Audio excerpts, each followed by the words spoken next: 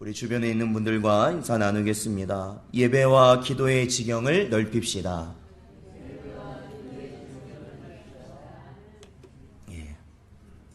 언제나 예배와 기도의 지경이 넓어지시는 그러한 복을 누리시기를 주님의 이름으로 축원드립니다. 저희가 지난주에는 계시록 8장 1절부터 5절까지를 살펴보았습니다. 우리가 이 계시록을 볼 때 여러 가지 많은 것들을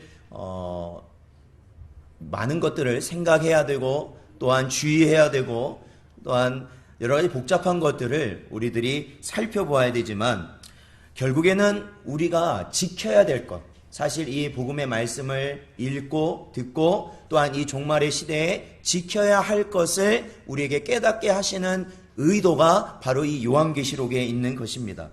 그래서 우리가 지난주에 살펴보았던 8장 1절부터 5절까지는 일곱째 인이 떼어지고, 그리고 나서 잠시 잠깐의 시간이 흐른 후에, 고요한 시간이 흐른 후에 그 다음에 이어질 일곱 나팔들이 일곱 천사에게 주어졌던 장면이 그려져 있습니다. 그런데 저희가 주목해 봐야 될 것은 바로 4절과 5절에 잠시 일곱 나팔이 주어지고 나서 바로 재난이 일어난 것이 아니라 잠시 동안 이 천상의 모습이 성경에는 그려져 있는데, 그것이 어떤 모습이었냐면 우리 4절 5절 8장 4절 5절을 한번 같이 읽어보죠. 읽겠습니다. 시작. 향연이 성도의 기도와 함께 천사의 손으로부터 하나님 앞으로 올라가는지라. 천사가 향로를 가지고 제단에 불을 담아다가 땅에 쏟음에 우레와 음성과 번개와 지진이 나더라. 아멘. 그렇습니다. 여기서 우리가 중요하게 봐야 될 것은 바로 성도의 기도를 하나님께서 기뻐 받으신다라는 것이죠. 성도의 기도. 그러니까 우리가 하는 기도는 단순히 우리가 원하는 것을 이루게 되는 그러한 역할만 하는 것이 아니라는 것이죠. 이방의 종교들도 수많은 기도의 모습이 있지 않습니까? 그렇죠. 수많은 기도. 소원 성취라는 거죠. 소원 성취. 그 기도의 목적은 소원 성취라는 겁니다. 그런데 이 계시록에서 말씀하고 있는 이 기도는요, 전혀 그것과 다릅니다. 그게 뭐냐면, 기도라는 것은 하나님이 성도에게 받으시는, 하나님이 기뻐 받으시는 향연, 향기로운 것, 향기라는 것이죠. 향기로운 연기라는 거죠. 제잔에 피운 향. 그런데 그것을 기뻐 받으시는 이유가 있는데, 그것은 뭐냐면 이 하나님께 드려지는 이 기도를 통해서 하나님의 계획하신 그 섭리들이 또한 이루어지더라라는 것이에요. 그러니까 결국에는 하나님께서는 일곱 나팔을 천사들에게 주어진 다음에 바로 재난을 실시하신 것이 아니라 바로 그에 합당한 기도가 하나님 앞에 올려질 때 그 기도를 받으시고, 그리고 나서 일곱 나팔의 재난을 하나하나 이 땅에 쏟으시기 시작하시더라는 것이죠. 사랑하는 성도 여러분, 그렇기 때문에 우리는 우리 앞에 주어질 주님이 다시 오실 그 종말 재림의 순간과 그 이후의 종말의 때를 단순히 수동적으로 그냥 하나님이 주실 때 그냥 받으면 되는 것이다 라고 생각하는 것이 아니라, 바로 하나님께서 우리 성도들에게 원하는 것은 바로 그 때를 속히 하나님 이루어 주시옵소서 라는 기도를 하나님께서는 원하신다라는 것이에요. 이해가 되십니까? 우리가 드리는 기도는 바로 그러한 것이라는 거예요. 이 죄된 세상을 영원토록 하나님 안정되고 보호하여 주소서라는 기도가 아니라, 새하늘과 새 땅을 하나님 속히 우리에게 허락하여 주옵소서라는 거예요. 그러면 하나님이 그 기도를 받으시고 그 때에 맞는 하나님의 계획을 성취해 나가시는 것이다라는 거죠. 사랑하는 성도 여러분, 그러므로 저와 여러분 기도해야 된다라는 거예요. 기도해야 된다. 어떠한 기도요? 주의 나라와 주의 뜻이 온전히 이루어지길 위해 기도해야 된다라는 거예요. 그리고 예수께서 속히 이 땅에 오시길 위하여서 저와 여러분은 기도해야 된다라는 것이에요. 언제나 그러한 은혜를 깨달으시고 살아가시는 여러분 되시기를 주님의 이름으로 축원드립니다. 우리가 이 요한계시록에 나타나는 이 재난의 모습을 살펴보면요, 그리고 그에 나타난 하나님의 역사를 살펴보면 구약에서 이와 비슷한 모습을 우리는 찾아볼 수 있습니다. 그것이 뭐냐면 출애굽을 하던 당시의 모습이에요. 자, 우리 출애굽기 3장 7절과 8절을 한번 읽어보겠습니다. 출애굽기 3장 7절과 8절 말씀. 자, 함께 읽겠습니다. 시작. 여호와께서 이르시되 내가 애굽에 있는 내 백성의 고통을 분명히 보고 그들의 감독자로 말미암아 부르짖음을 듣고 그 근심을 알고 내가 내려가서 그들을 애굽인의 손에서 건져내고 그들을 그 땅에서 인도하여 아름답고 광대한 땅, 젖과 꿀이 흐르는 땅, 곧 가나안 족속, 헷 족속, 아모리 족속, 브리스 족속, 히위 족속, 여부스 족속의 지방에 데려가려 하노라. 아멘. 그렇습니다. 이 430년간의 이스라엘 사람들이 애굽에서 살면서 종살이를 할 때 그들은 고통을 당했다라는 것이죠. 고난을 당했다라는 것이죠. 불의를 당했다라는 것이죠. 그런데 그들이 어떻게 했다는 거예요? 그러한 고통과 고난 속에서 신음하였다라는 거예요. 신음하였다. 그리고 주님의 약속을 알고 있는 백성들은 주님께 부르짖었다라는 것이에요. 언제까지 우리가 이렇게 고난 당해야 합니까? 왜냐하면 아브라함과 하나님이 약속하신 게 있거든요. 400여 년 동안 종살이를 하지만 내가 너희를 건져내리라. 그것을 하나님이 어떻게 하셨다고요? 들으셨다라는 겁니다. 들으셨다. 그리고 하나님은 어떻게 하셔요? 그들을 그 땅에서 약속의 땅 가나안으로 이끄시기 위하여서 그들을 어떻게 하십니까? 애굽 땅에 10가지의 재앙을 쏟아 부으신 이후에 그들을 애굽 땅에서 건져내시고 그리고 가나안 땅으로 들어가게 하셨다라는 것이죠. 여러분, 이 하나님께서 이 구약의 출애굽 사건을 통해서 우리에게 보여주신 것은 바로 우리가 이 요한계시록을 통해서 우리가 하나님의 백성이 우리가 영적으로는 애굽에 사는 거거든요. 이해가 되십니까? 영적으로는 어디에 사는 거예요? 애굽에 사는 거예요. 그리고 영적으로는 우리가 바벨론에 사는 거라는 겁니다. 그래서 하나님께서는 이 땅의 백성들이 하나님의 약속을 믿고 하나님께 부르짖고 구하는 것을 하나님이 어떻게 하신다는 거예요? 들으신다는 거죠.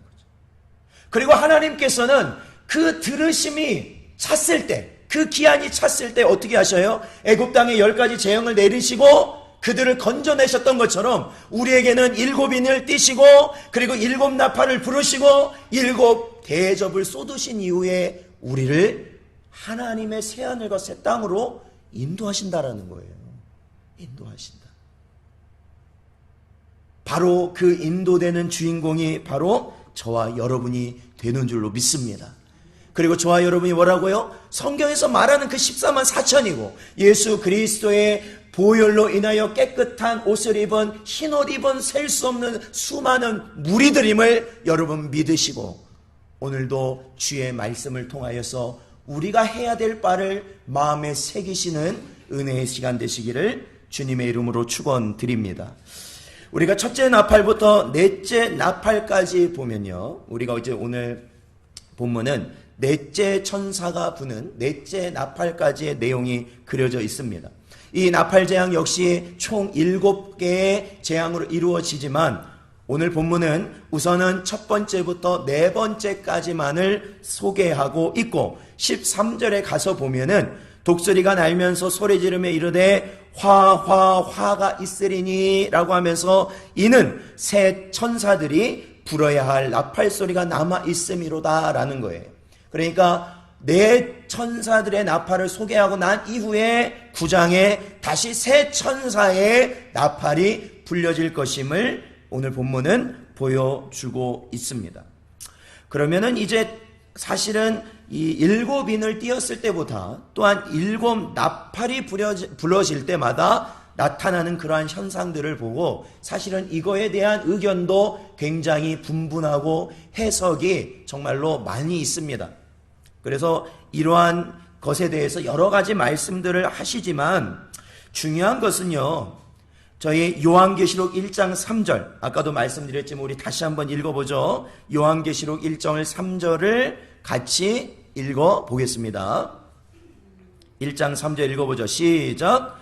이 예언의 말씀을 읽는 자와 듣는 자와 그 가운데에 기록한 것을 지키는 자는 복이 있나니 때가 가까움이라. 아멘. 그렇습니다. 언제나 우리가 요한계시록을 봐야 될 관점 중에 중요한 것은 바로 이 말씀 가운데 우리가 뭘 지켜야 되는지를 여러분이 깨달으셔야 되는 거예요. 사실 이 사도 요한이 분명히 하나님의 말씀을 그는 정확하고 그가 남기기 위한 최선의 방법으로 남기고 묘사하며 기록하였을 것입니다. 그러나 당시와 지금의 시대는 바뀌어 있잖아요. 그렇기 때문에 정확히 그것이 무엇이다라고 우리는 지목할 수가 없는 거예요. 그 환상을 직접 보지 않은 이상은. 그렇죠. 그거를 우리가 딱 지목할 수는 없는 것이다라는 거예요.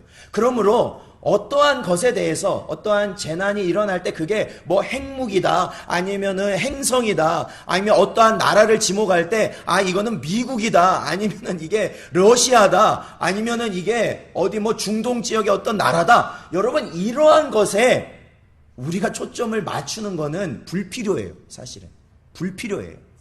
분명한 것은 누가 됐든지 아니면 어떠한 것이 됐든지 그러한 재난을 일으킨다는 것이 사실이고 어떠한 나라가 됐든지 그러한 역할을 나중에 감당할 것이라는 것이 사실이라는 것만 우리들이 알고 준비하면 된다라는 것이에요. 자, 그렇다면 우리가 오늘 본문 말씀 7절, 그렇죠? 7절부터 12절까지를 다시 한번 천천히 읽어보면서 첫째 나팔부터 넷째 나팔까지 부러질 때 어떠한 일들이 일어났는지를 다시 한번 살펴보겠습니다. 우리 7절부터 12절까지 같이 다시 한번 읽어보겠습니다. 시작. 첫째 천사가 나팔을 부니 피 섞인 우박과 불이 나와서 땅에 쏟아지매 땅의 3분의 1이 타버리고 수목의 3분의 1도 타버리고 각종 푸른 풀도 타버렸더라. 둘째 천사가 나팔을 부니 불붙는 큰 산과 같은 것이 바다에 던져지매 바다의 3분의 1이 피가 되고 바다 가운데 생명 가진 피조물들의 3분의 1이 죽고 배들의 3분의 1이 깨지더라. 셋째 천사가 나팔을 부니 횃불같이 타는 큰 별이 하늘에서 떨어져 강들의 3분의 1과 여러 물샘에 떨어지니 이 별 이름은 쓴 쑥이라. 물의 3분의 1이 쓴 쑥이 되매 그 물이 쓴 물이 되므로 많은 사람이 죽더라. 넷째 천사가 나팔을 부니 해 3분의 1과 달 3분의 1과 별들의 3분의 1이 타격을 받아 그 3분의 1이 어두워지니 낮 3분의 1은 비추임이 없고 밤도 그러하더라. 아멘. 그렇습니다. 여러분, 방금 전에도 말씀드렸지만 여기에 나오는 이러한 재난들이 어떠한 큰 불타는 산이 바다에 던져지는다. 이 불타는 산이 핵폭탄이냐 수소폭탄이냐 그게 중요한 게 아니라는 거예요. 아시겠습니까? 또한 하늘에서 별이 떨어지는데 그 별이 떨어져서 이 물이 다 못 먹을 물이 돼버리는 것이 어떠한 행성이 떨어지는 것인지 어떠한 것이 떨어지는 것인지 우리는 정확히 알 수 없다라는 것을 여러분이 그게 포인트라는 거예요. 그걸 기억하셔야 돼요. 그것이 휘둘리는 것이 아니라 바로 우리는 이것에 정확한 포인트를 줘야 돼요. 뭐냐면 이것이 중요한 거예요. 뭐냐면 자 여러분 제가 왜 다시 한번 읽어보시라고 말씀드렸냐면 7절부터 12절까지 제일 많이 나온 말이 뭘까요? 제일 많이 나온 말이 뭡니까? 그렇죠. 3분의 1이라는 말입니다. 3분의 1. 3분의 1이에요. 그러니까 뭐냐면 이 나팔 재앙이 일어났을 경우에는 이 땅 가운데 중요한 건 3분의 1이 해를 받게 될 것이다 라는 거예요. 3분의 1. 그것이 물도 그렇죠, 땅도 그렇죠, 사람도 그렇죠. 이 땅을 운행하는, 이 땅 주변을 운행하는 전체도 그렇게 될 것이다. 3분의 1. 자, 우리 계시록 6장 8절을 한번 보세요. 계시록 6장 8절. 자, 6장 8절 읽어보겠습니다. 시작. 내가 보매 청황색 말이 나오는데 그 탄 자의 이름은 사망이니 음부가 그 뒤에 따르더라. 그들이 땅 4분의 1의 권세를 얻어 검과 흉령과 사망과 땅의 짐승들로서 죽이더라. 아멘. 자, 6장 8절에는 분명히 언급되어 있어요. 몇 분의 몇이 언급되어 있어요? 예, 4분의 1. 그러면 4분의 1이 큰 거예요? 3분의 1이 큰 거예요? 3분의 1이 큰 거죠. 그러니까 인이 떨어질 때 나타난 재난보다 더 큰 우주적 종말론적 재앙이 이 땅에 일어날 것이라는 사실을 사도 요한은 분명히 알게 한 거다라는 거예요. 여러분, 땅의 3분의 1이라고 생각해 보세요. 이게 어마어마한 겁니다. 사실 어마어마한 거예요. 사람의 3분의 1이라고 생각해 보세요. 어마어마한 겁니다. 진짜 어마어마한 숫자예요. 그런데도 불구하고 하나님께서는요, 이 3분의 1이라는 수치를 우리는 어떻게 바라봐야 되냐면, 야, 그 많은 사람이 죽고 그 많은 이 지구의 많은 부분들이 해를 입어서 살 수가 없는 땅이구나라고 생각할 때에 그 다음으로 생각할 수 있는 게 뭐냐면은, 그래도 하나님이 나머지를 남겨두신다라는 거예요. 자, 3분의 1이 해를 받았다는 건 남은 건 뭐라는 거예요? 3분의 1을 남겨두신다라는 것이죠.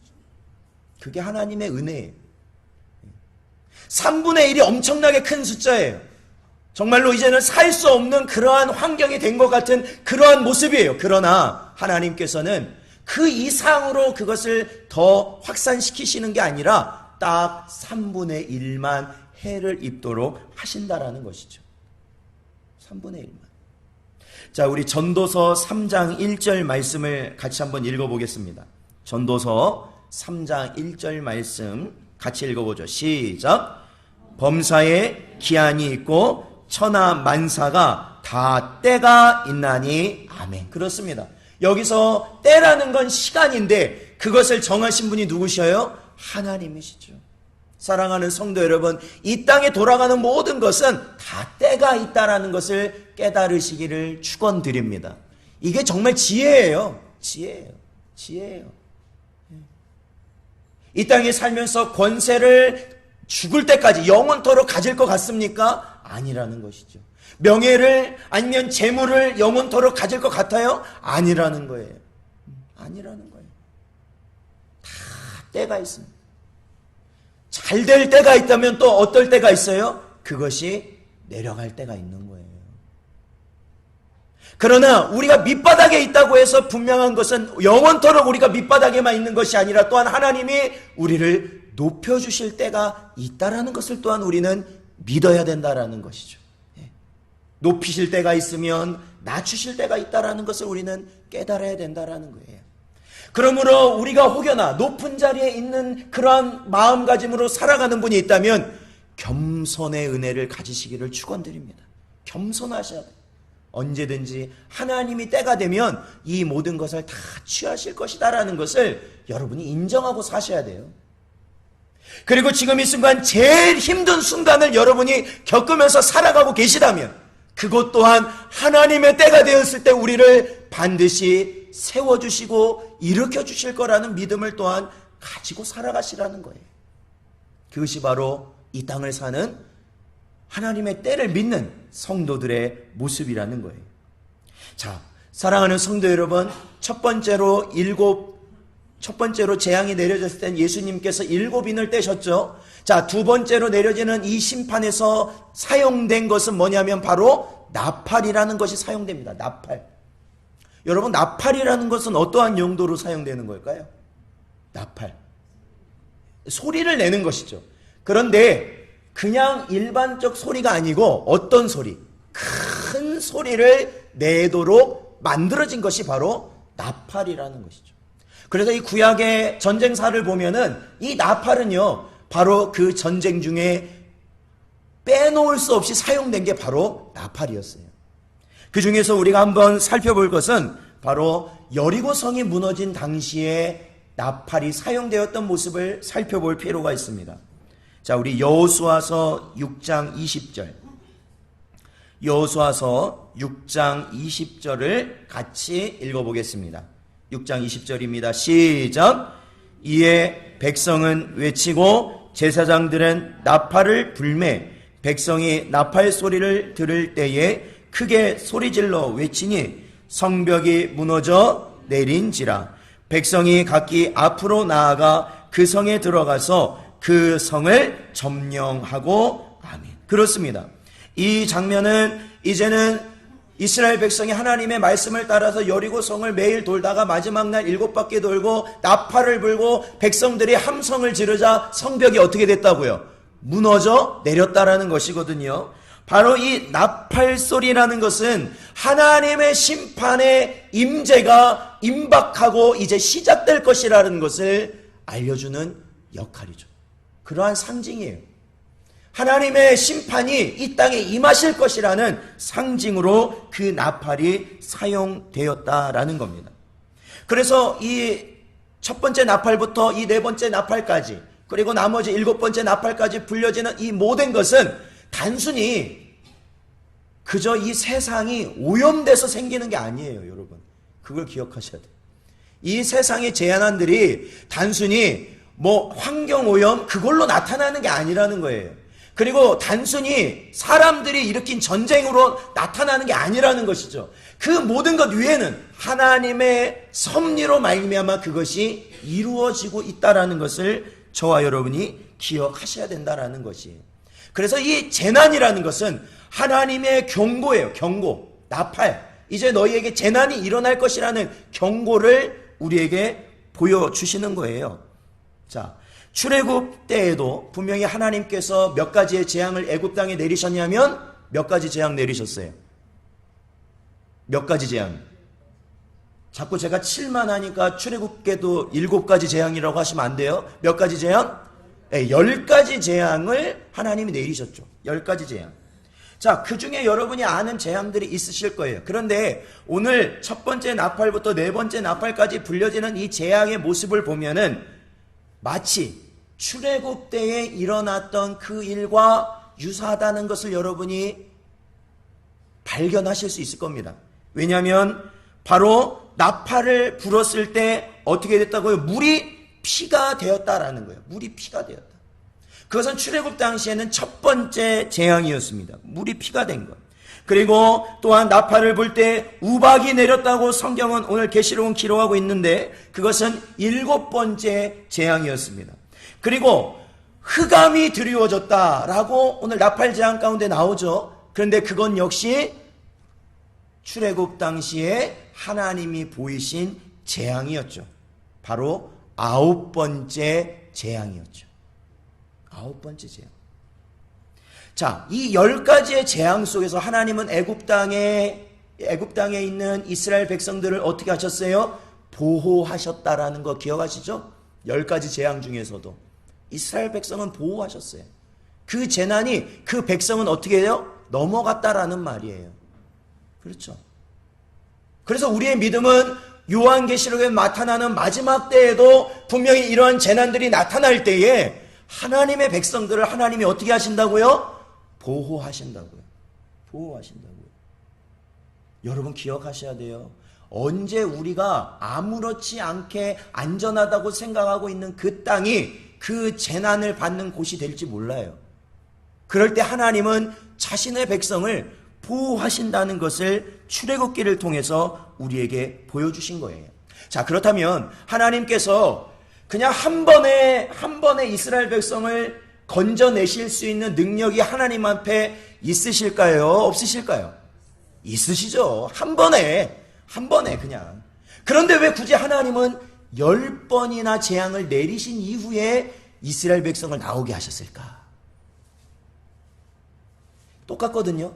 하나님이 이 땅에 주님이 오실 때 그냥 한 번에 재난을 다 쏟으시고 오셔도 상관없거든요. 그런데 왜 7인, 왜 7나팔, 왜 7대접까지 하신 이후가 되는가? 자, 우리 신명기 4장 34절, 35절. 신명기 4장 34절부터 35절을 같이 읽겠습니다. 시작. 어떤 신이 와서 시험과 이적과 기사와 전쟁과 강한 손과 편팔과 크게 두려운 일로 한 민족을 다른 민족에게서 인도하여 낸 일이 있느냐? 이는 다 너희의 하나님 여호와께서 애굽에서 너희를 위하여 너희의 목전에서 행하신 일이라. 이것을 내게 나타내심은 여호와는 하나님이시요 그 외에는 다른 신이 없음을 내게 알게 하려 하심이니라. 아멘. 그렇죠. 하나님께서 10가지의 재앙을 내리신 이유는 하나님의 능력이 없으셔서 그런 것이 아니라 하나님의 살아계심을 나타내시기 위함이다라는 거죠. 택한 이스라엘 백성과 하나님을 믿지 못하는 애굽 사람 모두에게 하나님의 살아계심을 나타내시기 위함이다라는 거예요. 그렇다면 하나님이 자신의 살아계심을 나타내신 이유는 뭘까요? 왜 만방의 모든 사람들이 하나님의 살아계심을 알도록 하나님이 그러한 역사를 하신 것일까요? 그것은 바로 하나님께서 이 땅의 백성들에게 회개할 수 있는 기회를 주시기 위함이다라는 거예요. 회개할 수 있는 기회를 주시기 위함이라는 거예요. 왜 하나님이 4분의 1만 해를 입도록 하셨을까? 왜 하나님이 3분의 1만 해를 입도록 하셨을까? 그것은 남겨둔 자들이 회개함으로 하나님께 돌아와야 된다라는 것이에요. 그 시간을 주신 거예요. 그 시간을 주신 거예요. 여러분이 계시록에 나타난 이러한 심판들은 절대로 우리를 단순히 죽여서 멸하시기 위한 심판이 아니라 남은 자들이 하나님께 돌아오도록 하시는 하나님의 은혜의 손길이라는 거예요. 회개하도록.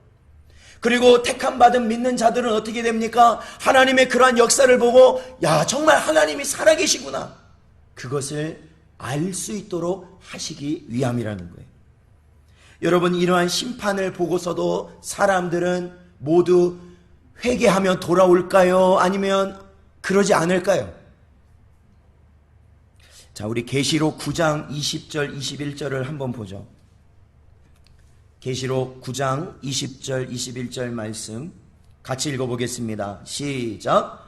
이 재앙에 죽지 않고 남은 자들은 손으로 행한 일을 회개하지 아니하고 오히려 여러 귀신과 또는 보거나 듣거나 다니거나 하지 못하는 금, 은, 동과 목석의 우상에게 절하고 또 그 살인과 복술과 음행과 도둑질을 회개하지 아니하더라. 아멘. 그렇습니다.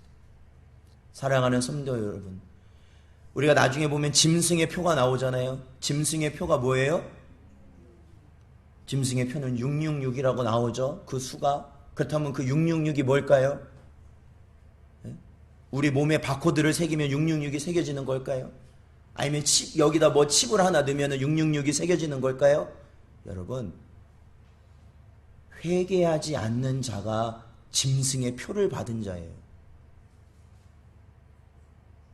하나님의 말씀을 듣고도 회개하지 않는 자가 마지막 때에 짐승의 표를 받는 자예요.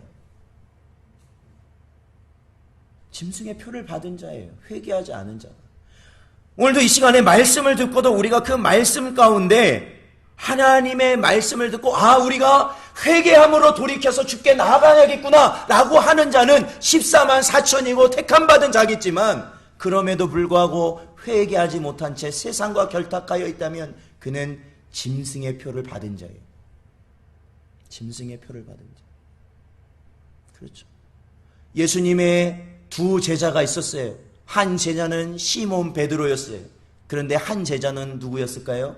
가룟 유다였어요. 그 둘은 예수님께 철저히 죽을 수밖에 없는 죄를 저지른 자들이었어요. 그러나 회개한 시몬은 하나님의 사도로서 끝까지 사용되다가 주님의 나라와 영광을 위하여서 순교하였지만 유다는 어떻게 됐어요? 회개하지 않고 결국 멸망의 길을 가버렸거든요. 사랑하는 성도 여러분, 오늘 저에게 주시는 이 말씀은 바로 우리가 회개하라는 겁니다. 회개하라는 거예요. 저와 여러분이 하나님의 말씀 앞에 회개하라는 거예요. 지금도 여러분이 붙들고 있는 그 많은 것들이요, 하나님의 재난 앞에서는 아무 쓸데없다는 것을 여러분이 기억하셔야 돼요. 아무런 쓸모가 없어요. 이 하나님의 우주적 재앙 가운데 여러분이 어떻게 피하실 겁니까?